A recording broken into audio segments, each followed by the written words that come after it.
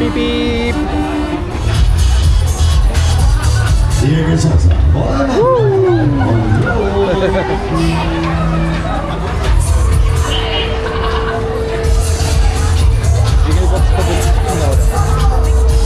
Ja.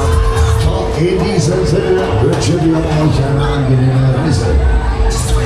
Fangen wir wieder ganz sachte und gemütlich an.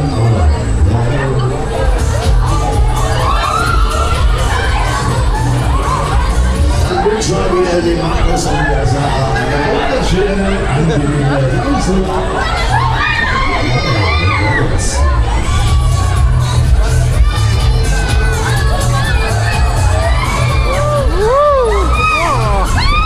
Was ist das für ein Facelifting, Alter? Wow!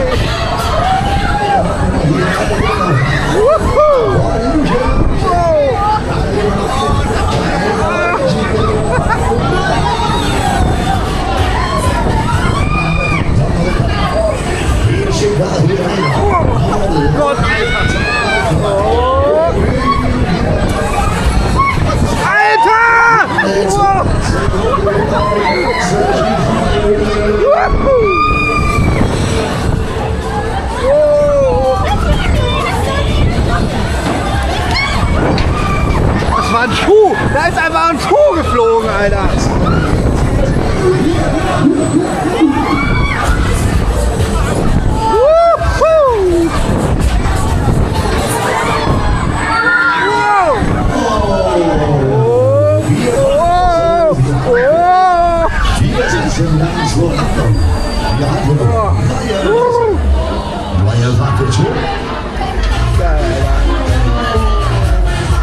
Eine Bügel öffnet automatisch.